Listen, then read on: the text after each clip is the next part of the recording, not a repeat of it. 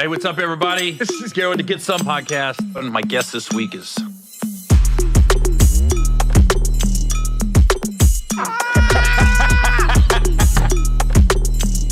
This motherfucker Gary.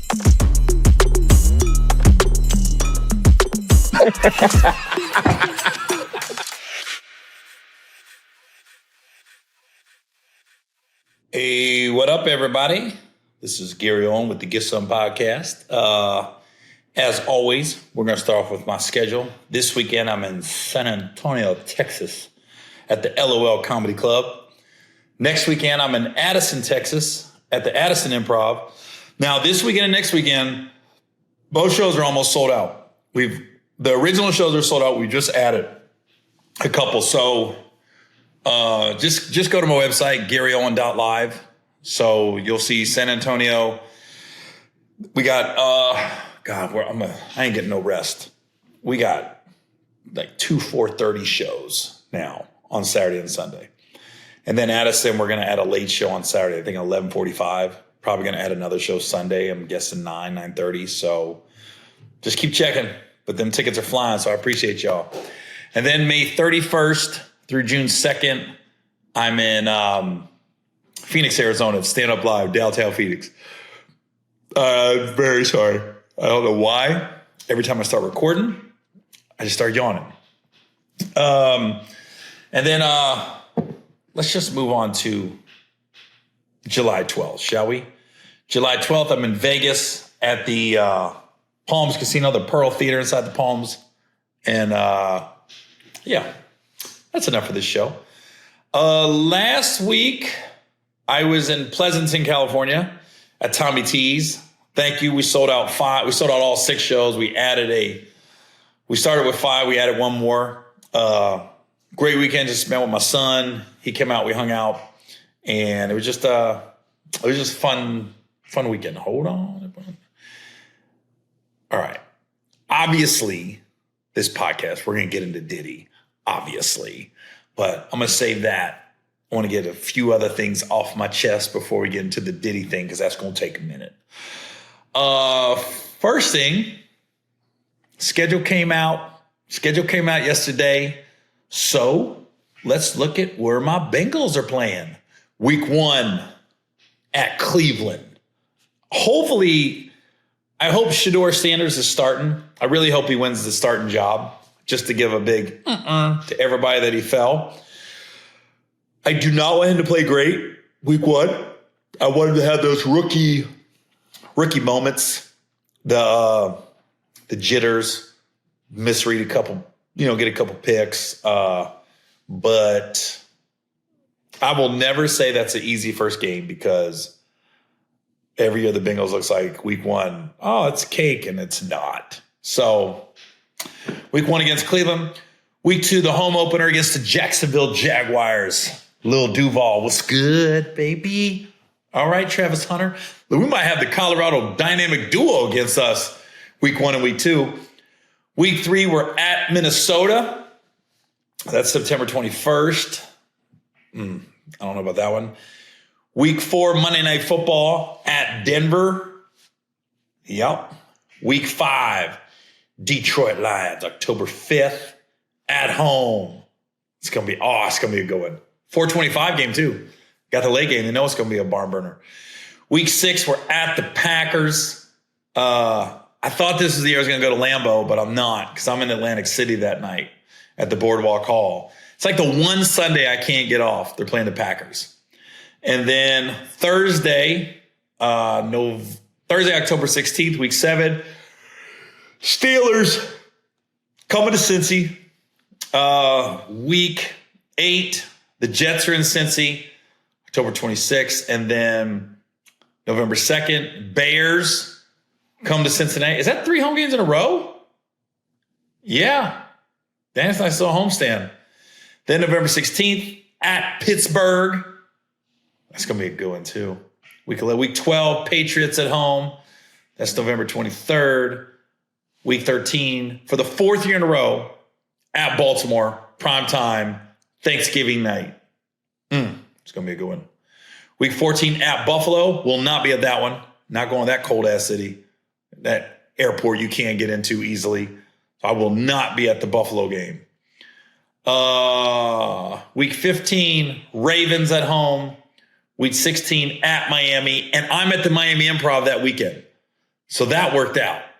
So December 21st, that worked out for me. Week 17, Cardinals at home. Week 18, Browns at home.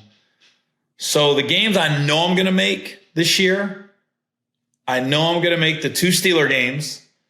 It just worked out. I'm in Columbus, Ohio at the Funny Bone the week. Let me see what it's in October, I think. Yeah. So I'm in Columbus that weekend, the 17th and 18th at the Funny Bone. So I'll definitely make that one. And then I already told them I'm not working that Sunday that they're at the Steelers, week 11. So I'm making those 2 for sure. And I'm trying to think. Definitely making the Dolphins one. That's 3. Those are 3 I know I'm making. All the other ones are up in the air. But I know I'm making 3 at least. 2 Steeler games and the Dolphins game. So, boop, boop. But, all right. So it's like Christmas. Wednesday night during football season when that schedule comes out, it's like Christmas, baby. I'm just like, can't wait. So anyways, before I get into anything, I want to get something off my chest real quick. I've seen a lot of comedians come to Damon Williams' defense over what Jess Hilarious said on The Breakfast Club. Now, if you don't know, Jess Hilarious went to Detroit, did the Mike Epps Comedy Club, which Mike Epps had nothing to do with it. I think his name is on it, but I guess it just wasn't run well the weekend she was there. But she goes on The Breakfast Club and she goes, they told me Damon Williams is going to be on the show. I get there as Damon Williams. I don't know no damn Damon Williams. And I'm going, Jess, everybody knows Damon Williams in the comedy world. Everybody. And did you really think Damon Williams is going to be there? He doesn't really do stand-up like that anymore. So I don't know why she took that moment to dig on Damon. Listen, I like Jess. I like Damon. I just feel like I hope Jess issues an apology to Damon for kind of discrediting him. Like, I don't know no damn Damon Williams. Every comic knows Damon Williams out of Chicago.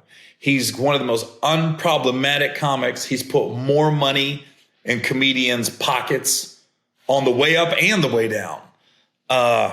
He's always fair with his, you see it. You see the Bengals. He's always fair with his pricing. I've worked with Damon for 20 plus years and I don't have anything bad to say about that dude. No, never a discrepancy with whatever money we agreed upon. He always had it. And there were some shows in the beginning, he took an L, still had the money because he's a comedian. And he promotes shows too, but at the core, he's a comedian. So he understands how comedians think. He understands what we need to be comfortable. He also understands when you're a promoter, you roll the dice on some of these shows and some you win and some you lose. And even when Damon has taken L's, there's no comic that could ever say he didn't pay him.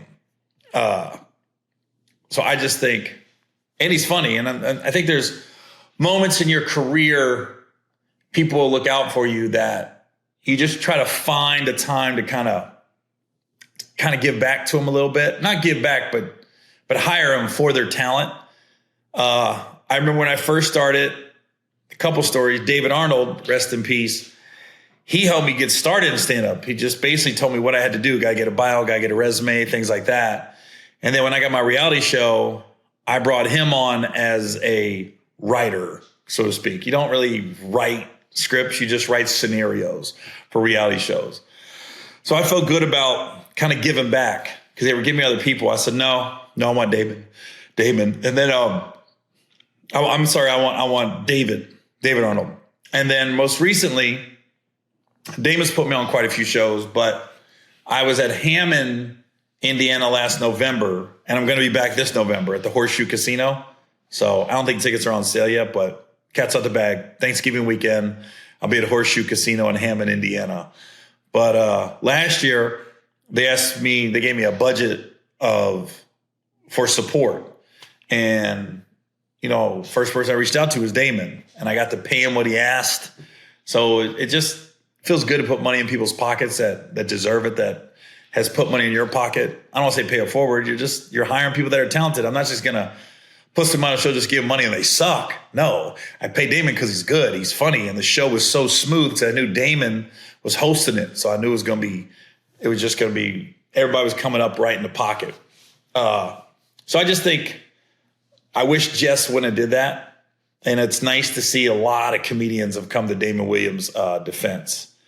And like I said, we all have our moments. I don't ever think just because somebody says something I don't agree with or how can I put this? I just don't hold one comment and think I'm just not messing with you anymore. I don't want Jess to think that. Next time I go to Breakfast Club, hopefully this will be squashed, but I'm definitely going to ask her about it. So I just think she had I don't know why she did it. That was something you have to ask her. I don't want to put my thoughts into her mouth. I was wondering why she felt the need. I think she was just on a roll and she was frustrated with the weekend, and Damon kind of caught astray because of how the club treated Jess. And it just wasn't necessary or called for. Whatever that was, Damon Williams, that had nothing to do with how Jess was treated that weekend. Because what I know about Damon, he's nothing but professional, and he would have never did anything to mess up the show or false advertise the show. He's laughed, he's made jokes about it in the past of how people have said Damon Williams and Damon Wayans. It sounds the same. So I'll tell you a cool story about Damon Williams. When my brother passed, this was 10 years ago, we was at the cemetery.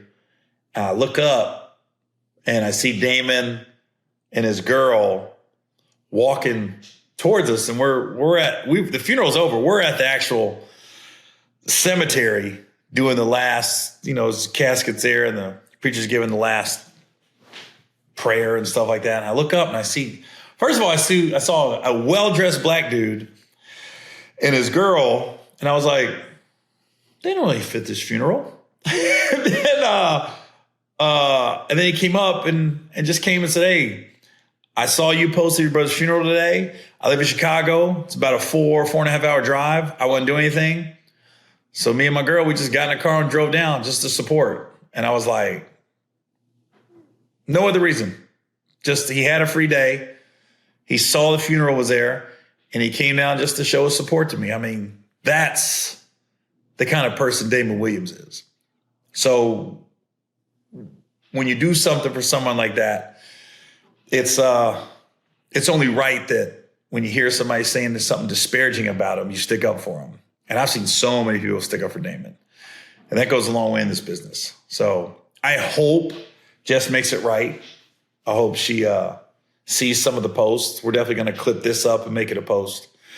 And I hope she just does right by Damon, because he does right by everybody in this business. So, yeah, Jess, it's just I think Jess was frustrated by the weekend, and she was just on a roll venting. And Damon caught a stray. We've all caught strays in this business at some point. But yeah, Damon's a good dude. And if you're unfamiliar with him, Google him, look him up. Damon Williams. In fact, I'm going to give you his IG, because I know I follow him. Just to give him a little shine, and we'll put a graphic up. Yep. Damon Williams Comedy. So, if you can see it, can you see it?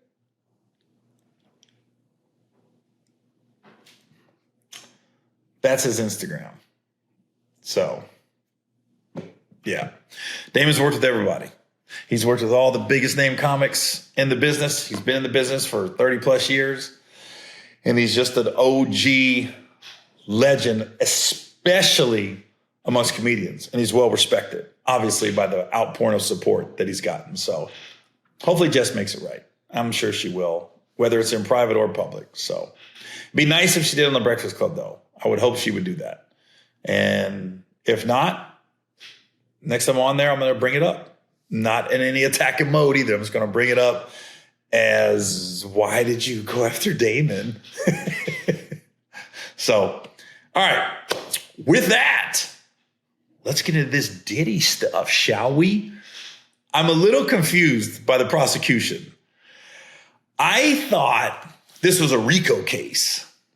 I thought this was about guns they found. Baby oil and guns. That's what I thought this was about. I thought it was about sex trafficking. I thought it was about moving, sleeping with minors. So far, it's just been a freak fest of what Cassie's delivered. I'm sure more stuff's going to come to light every day, but so far, this was an abused woman who, had these major freak offs with Diddy. And one thing I will say, I believe everything Cassie is saying. I don't think she's lying about anything. Because if she was, she wouldn't have told them that, yeah, Diddy raped me and I slept with him afterwards. Some people might look like, what? But we always say no means no, no matter how many times. And, she kept going back. It's when you're with when you're with a guy with that much power and that much influence, and he started talking to her young. She was 19. She kind of groomed her a little bit, which isn't necessarily what this case is about. So I think as of now, I think we've heard enough. We understand, basically what I'm getting out of all this, anything freaky, they did. I think every hole was filled on both sides. I think there was girls, guys, there was trains, there was menage a trois. There was one thing I will say, there was quite a bit of baby oil, so it's making sense why I had all that baby oil. Some of it's disturbing, but it's disturbing to who? Like, to the average person, we all act like we're holier than thou, but I know people that have had menage a trois. I know girls that have had trains on them, and they're cool people.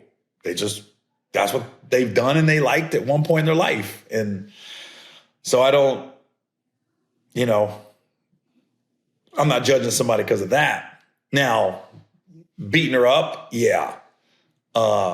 Just what it feels like to me, it was just a drug-induced relationship. There were so many drugs involved. At one point, she said it just, one of her freak-off sessions went for 3 days. I'm like, and I do think she was scared to say no. I think when Diddy told her to do something, she was going to do it regardless. So, there was, let me see let me not put words out there. I want to give there's been so many social medias that you want to get the actual testimony. So, okay. Cassie Ventura reveals wild details from Sean Diddy Combs' freak-offs, including claims of period blood and urine use at parties. The trial heats up, shocking courtroom testimonies. Cassie Ventura testified Sean Diddy Combs raped her in 2018 after their breakup, revealed she had a $20 million settlement amid a sex trafficking trial.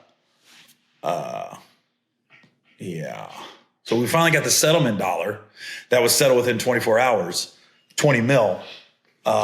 If that doesn't say, hey, I might have did something wrong here, I don't know what did. Because the whole reason you pay is for this stuff not to get out. And so I'm sure Diddy's like, well, if I know I was going to do this, I should have kept the 20 million. I think, some of the most disturbing things I've heard, not disturbing, but just, you're like, wow, that they would just go to Craigslist or Backpage or any of these escort websites and just find somebody out there, just randoms. I just assumed when I found out escorts was involved, male escorts, I'm assumed Diddy had someone like a Heidi Fleiss to find him. I didn't know they were just getting online, looking, having people clear it. I'm just trying to find that. That's the part that messed me up. And I will say, Lauren LaRosa from the Breakfast Club, she's giving good commentary on it. So I know me and her have had a little difference in the past, but she's crushing as far as like everything. She's in the courtroom. She's hearing everything. So if you want a good follow, go to the Breakfast Club, listen to Lauren LaRosa, because she's breaking it all down. And she was saying, like, in the beginning, they wanted muscular black dudes with big dicks. They wanted that. And then it almost feels like Diddy was directing everything, like directing a movie, because he was telling Cassie what to do. He was telling the escort what to do. And then afterwards, he's asking Cassie how it felt, what it looked like. I'm just going, what is going on? Hey, this podcast is brought to you by Magic Spoon. Bang. Bang. You see it? Cereal, protein treats. Now this is how I got introduced to Magic Spoon. It was during COVID.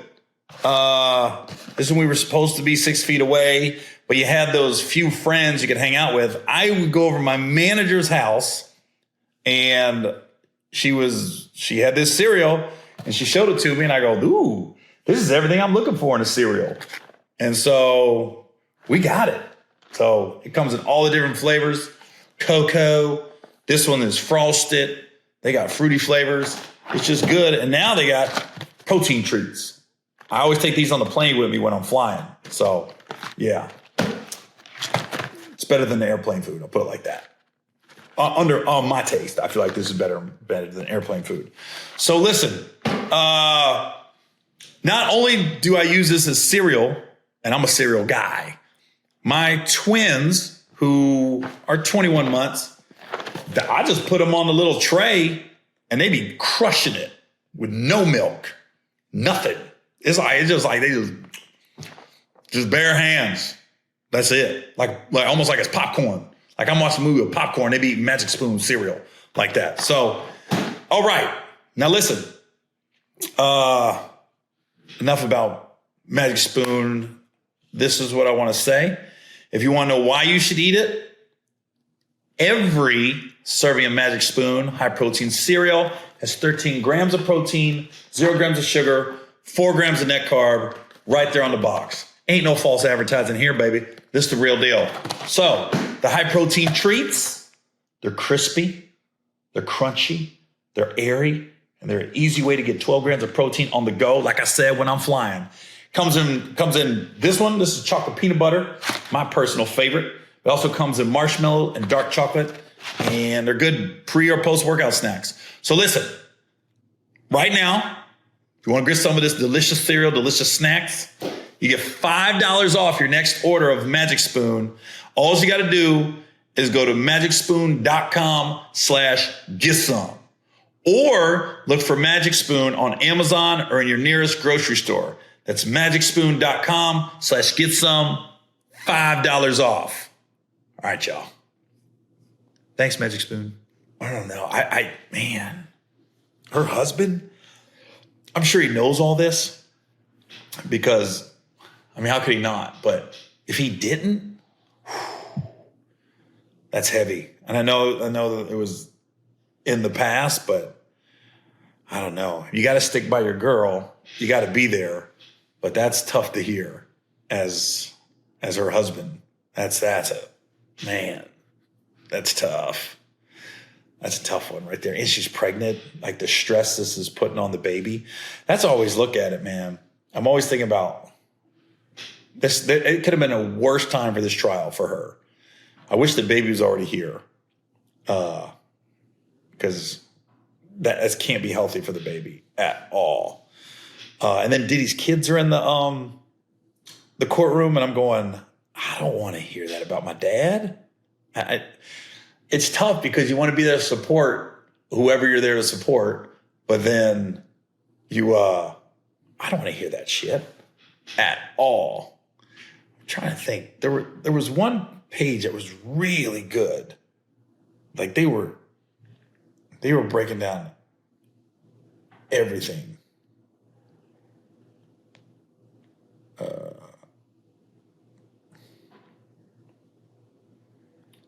Who is this?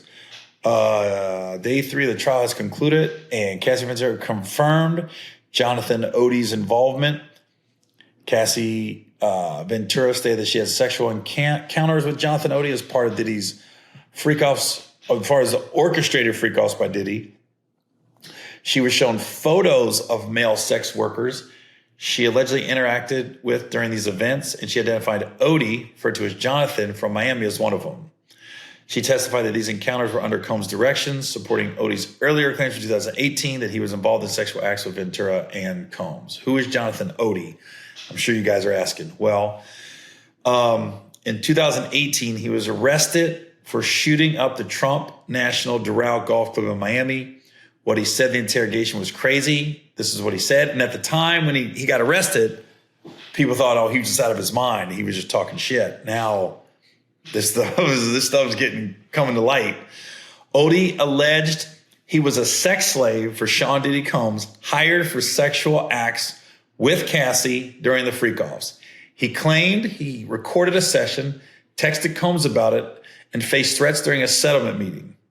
Odie stated that he sued Combs and won a settlement for contacting herpes, claiming a $5 million NDA in 2014. Odie claimed Combs as part of Sigma Pi Phi, a black Greek letter fraternity and Illuminati branch, and his fame stems from an Illuminati New World Order agenda.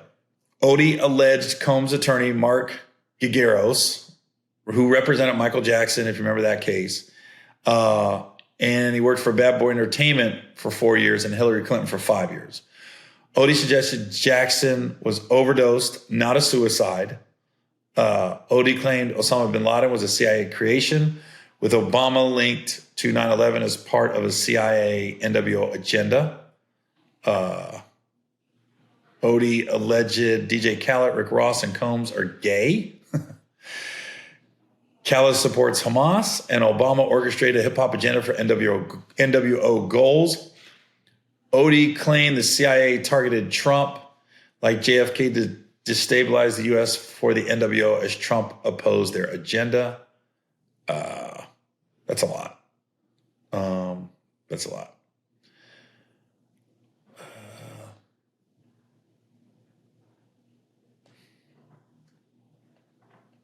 Yeah, this is what?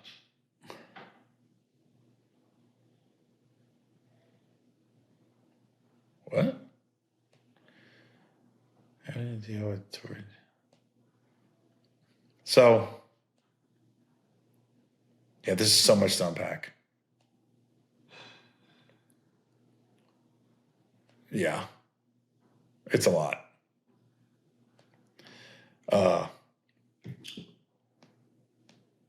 Yeah, it's a lot. Follow Lauren LaRosa. She breaks it down better than anybody. I think it would be, I don't want to be that. I don't want to be a hypocrite. I don't want to talk too soon, but I do want to give my opinion. If you're asking me at this point what I would think, I don't think Cassie knew any other way. She got into the business. She was 19. Diddy took her under her wing and kind of groomed her. And I think that's all she knew. And you do get intoxicated by men with power and money. And it's hard to say no. So I think that's all this was. So,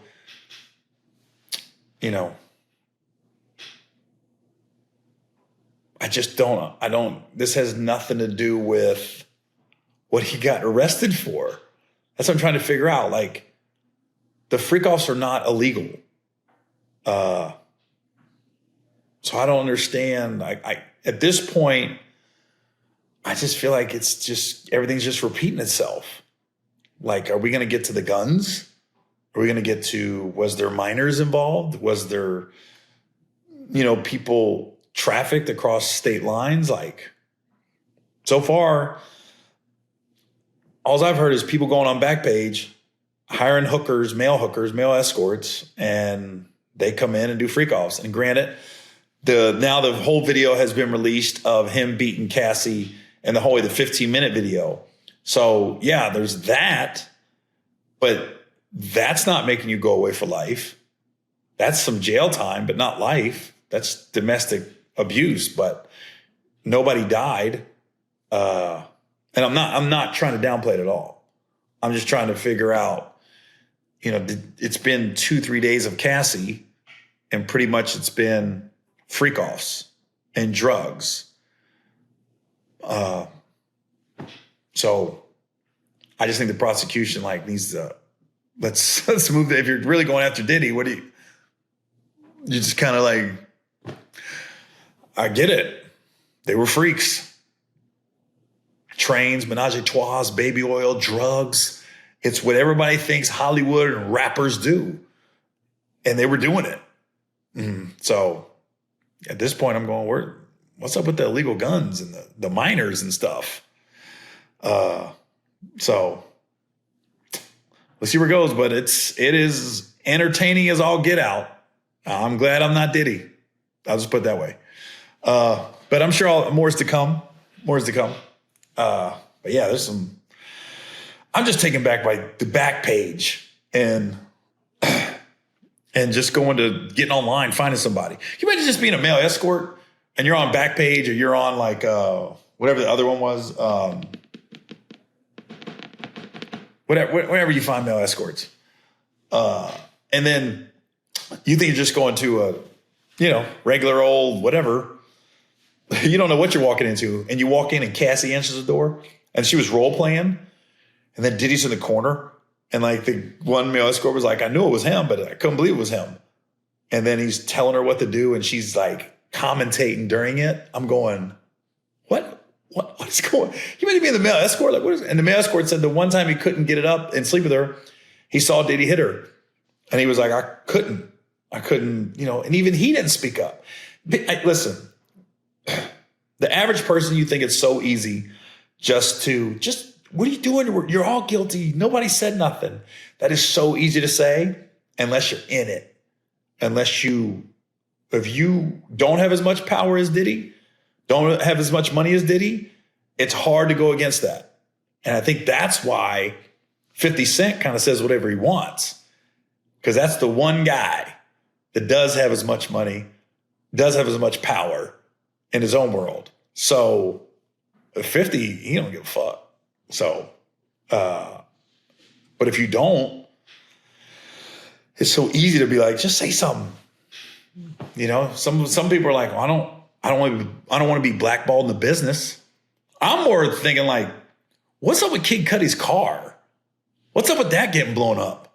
Did he really do it? I want to know that. I want to know, did he have anything to do with Kim Porter's death? Have anything to do with Albie Sure getting poisoned? Those are things I want to know. Was it Albie Sure? Yeah, it was Albie Sure. Those are things I want to know as far as this goes. So anyways, outside of that, the Diddy thing, then Tory Lanez gets stabbed in jail. Thank God he survived, but there's still question marks on that case. Now he gets stabbed by a guy that's got life in prison. I said when that happened, I said, it's got to be a lifer. So that's still got to come out. Let me see what they say about that. And I know people that don't think Tory Lanez is guilty. They're up in arms, brother.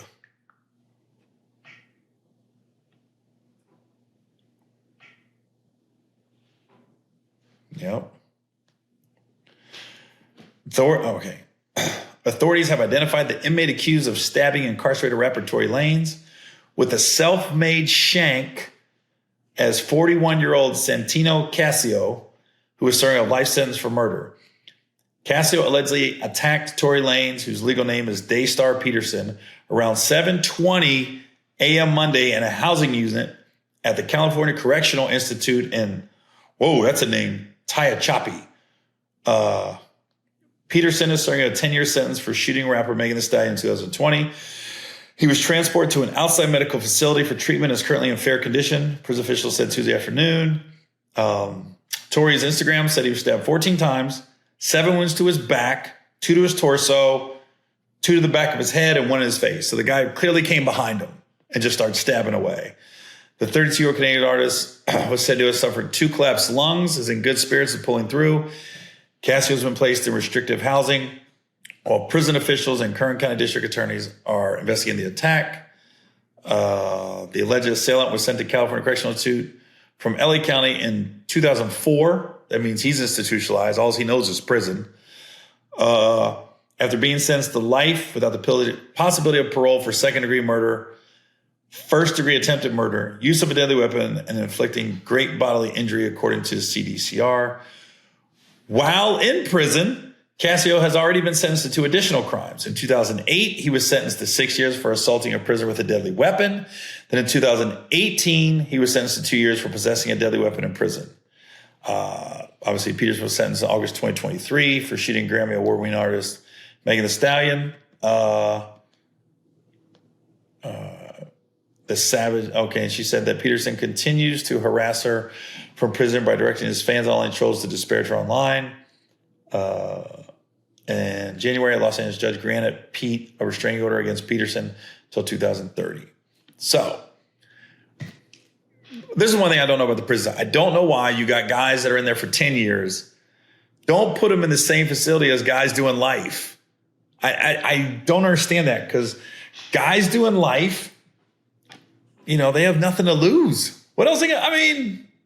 So the guy's got life in prison. He just stabbed Tory Lanez. What else can you do to him? You can't give him double life. Ooh.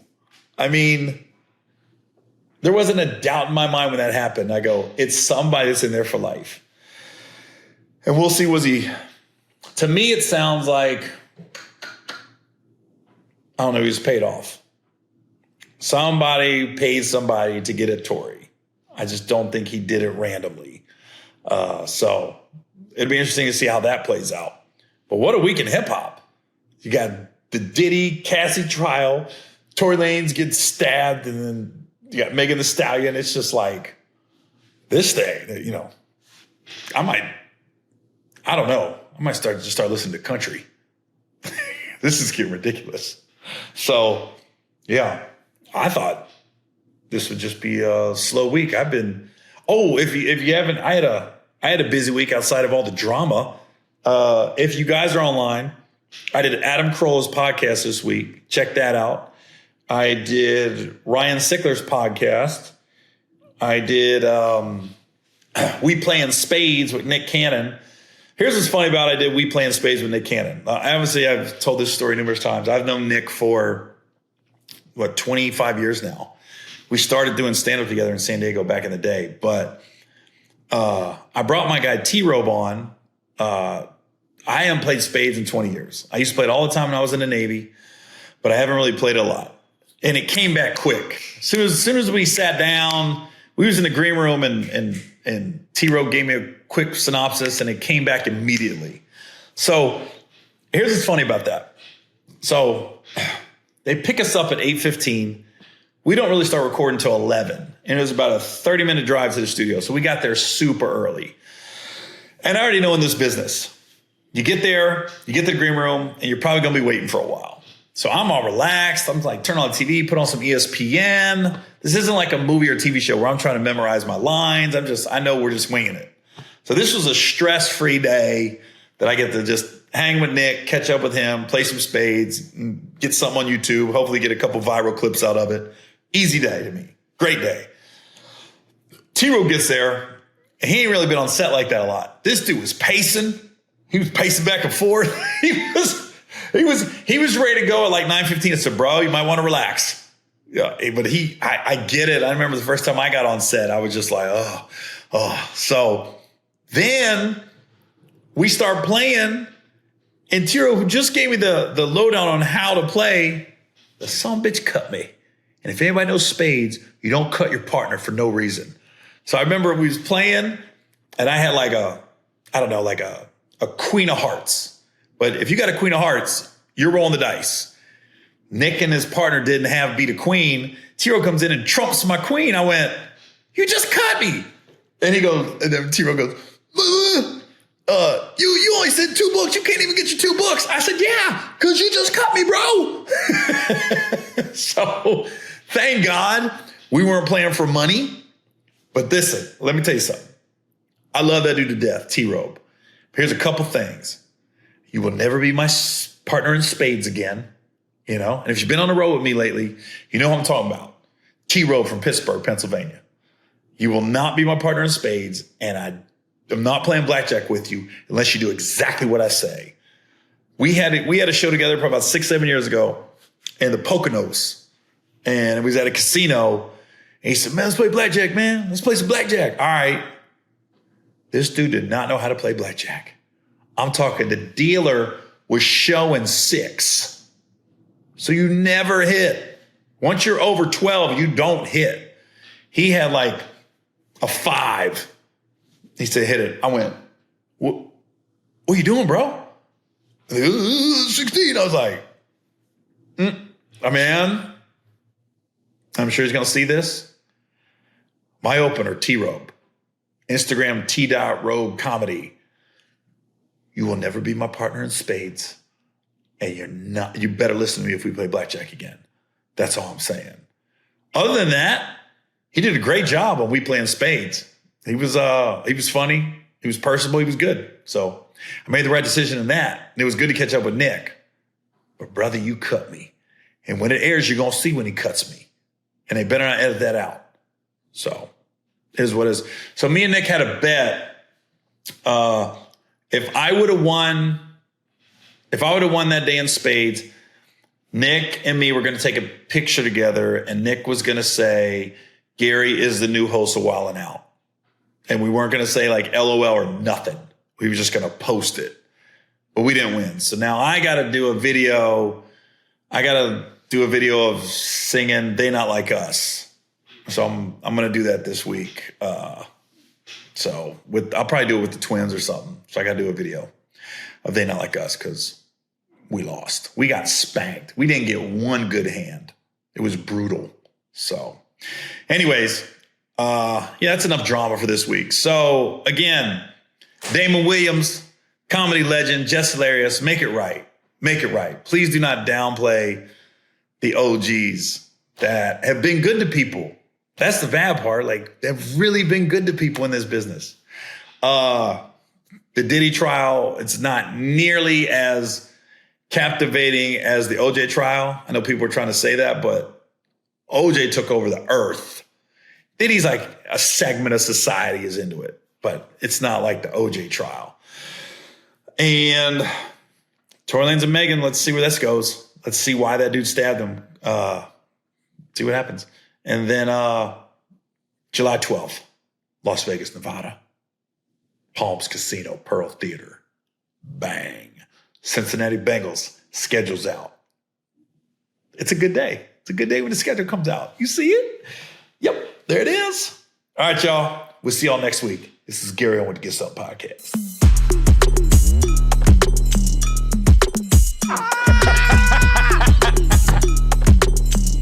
This motherfucker Gary.